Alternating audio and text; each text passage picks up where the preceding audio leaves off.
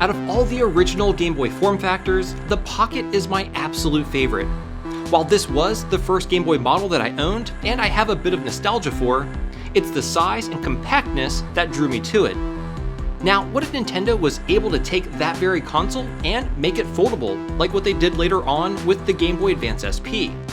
Well, it would probably look a little something like this.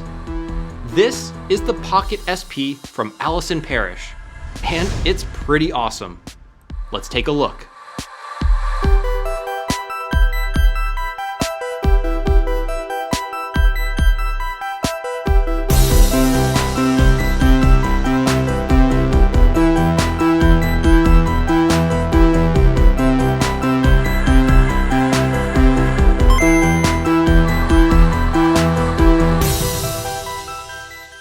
Hey everyone, how's it going? My name is Tito and welcome to another episode of Retro Renew. Today we'll be taking a look at a really awesome and completely custom Game Boy that caught my attention when I came across a post on Twitter from the folks over at GB Studio Central. It was a photo of a really unique and completely bizarre Game Boy that I had never seen before. It's called the Pocket SP and it was created by a very talented modder by the name of Allison Parrish. After seeing the photo on Twitter, I immediately reached out to Allison and asked if I could share her amazing project with all of you out there in internet land, and she very generously agreed. So fast forward a couple months, and here it is. It's really just the most wild thing I've ever held. What I love about the Pocket SP is that it's the epitome of the because we can attitude.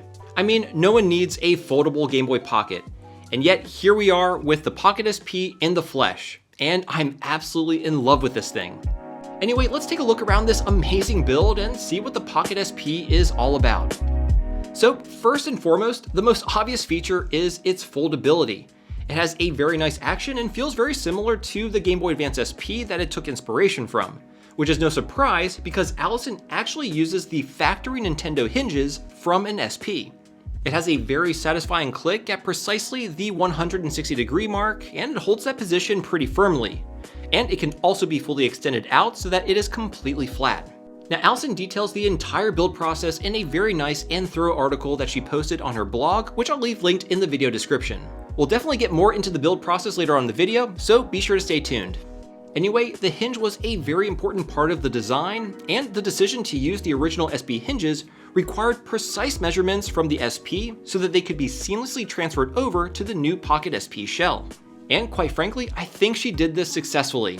Another thing that you'll notice is that when you fold the Pocket SP closed, it leaves a bit of a gap.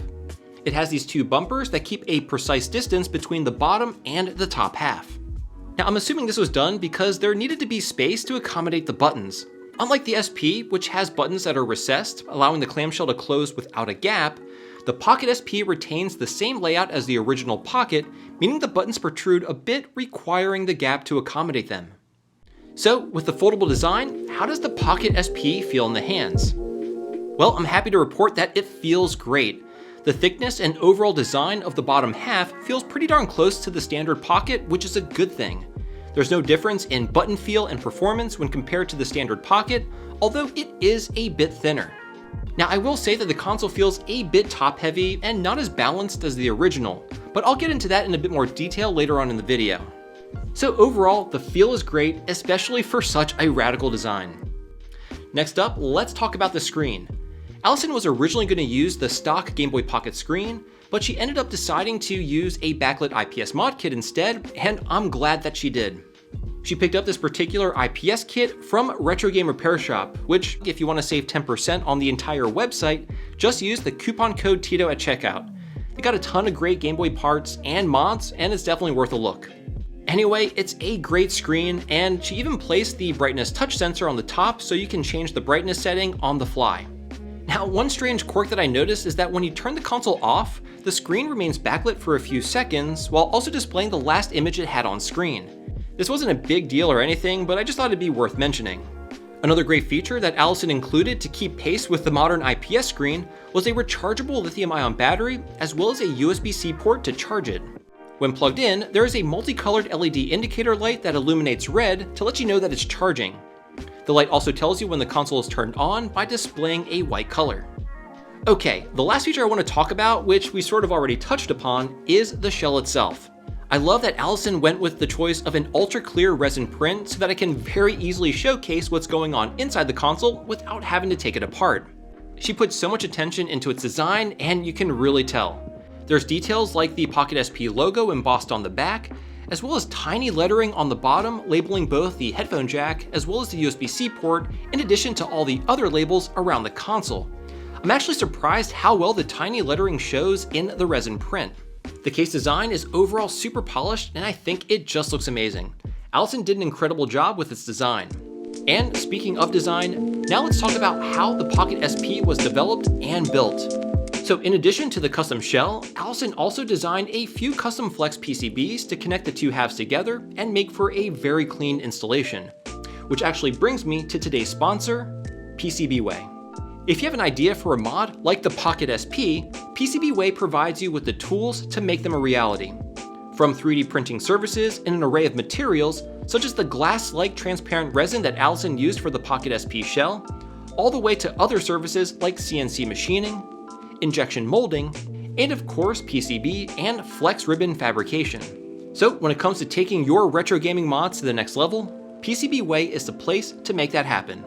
Check out the link in the description for PCBWay to get $5 off your first order. And again, a huge thank you to PCBWay for sponsoring this video. Okay, so before we get into the custom flex ribbons that Allison designed for this build, obviously she first had to split the Game Boy Pocket's motherboard into two halves. She accomplished this by cutting the board right below the cartridge connector. This leads to one of the more interesting traits of this project, which is, unlike the Game Boy Advance SP, the cartridge slot is on the top half of the console as opposed to the bottom. Like I alluded to earlier, this makes the console a bit more top-heavy and feel a bit unbalanced. Now that's being super nitpicky considering the amount of work that went into making this console look and feel so polished. Relocating the cart to the bottom half would have made the build an order of magnitude more difficult than it already is, so keeping it on the top half is totally fine with me. To connect the two halves together, Allison designed two custom flex ribbon cables, one that connects to the top and one that connects to the bottom. One of the great things about her design is that the flex ribbon that is connected to the bottom half has a flat flex cable connector, much like the SP. Now you may be asking, okay, why is this such a notable thing? Well, this makes the mod a lot easier to accomplish, as well as makes it serviceable since the two halves can be easily separated from each other via the connector. It's really just an excellent design. So now that we've discussed how the two halves are connected to each other, let's move on to the power mods that she also installed. First up, to address the Pocket's flimsy power regulator, she went ahead and installed a beefed up one from Helder. This helps the PocketSP when using power-hungry mods like the IPS screen, especially when used in conjunction with a flash card.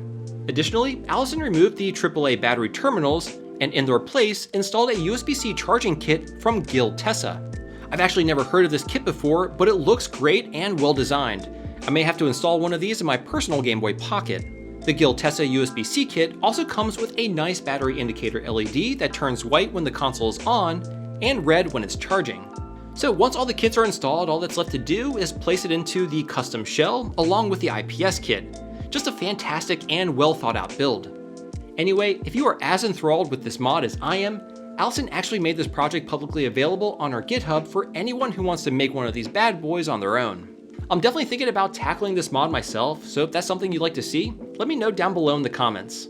So after playing around with the PocketSP for a few weeks, I have to say there's a ton to love about it, and a few things that I wish were a bit different. So let's get into the pros and cons of this build. Starting with the pros, I can't help but express my admiration for the PocketSP's aesthetics and design. I've mentioned it before, but I'll reiterate. I absolutely love it. When folded, the console reminds me of some sort of transformer. With its unique lines and angles, it's simply unlike anything I've seen before. It exudes a remarkable and awe-inspiring appeal. Although I haven't yet built one for myself, I feel like it should be a pretty smooth build process due to Allison's efforts in simplifying it with the custom designed shell and flex cables. Overall, the PocketSP is a remarkably well executed and genuinely unique build that is just a reminder of why this community is so amazing. The creativity out there is simply incredible. Alright, it's safe to say that I'm a huge fan of the PocketSP. But like any project, it's not perfect. So let's get into some of the cons. Now, most of these items aren't really cons at all, but more just observations that should not take away from the awesomeness of this project. This is just me being super nitpicky. So one of the things that I noticed is that when a game is inserted in the console, it sort of sticks out a bit as opposed to being flush with the console. It protrudes just enough to leave a small gap. Additionally, like I mentioned before, with the cartridge being on the top part of the PocketSP, it is a bit top heavy. It's something that you notice initially when you flip the console open, but after playing for a bit, you get used to the weight and don't really notice it anymore. I wonder if putting a larger battery in the bottom half could make the unit perhaps feel more balanced. Anyway, lastly, this is a chunky beast. While the SP was supposed to make the overall Game Boy Advance a sleeker device, the PocketSP becomes a bit less pocketable. But for a project like this, practicality is not a goal, nor is it an important consideration. I love this project for the same reason that Allison loves it, because it is something that could be done. Not that it needed to be done, but that it could. And it's passion like this, which is why I love the modding community. If we only did things that were practical, we wouldn't have any fun. And the PocketSP is exactly that. A fun mod that's an absolute delight. Overall, these are the types of projects I love seeing. Fueled by passion, with absolutely no reasons or justifications.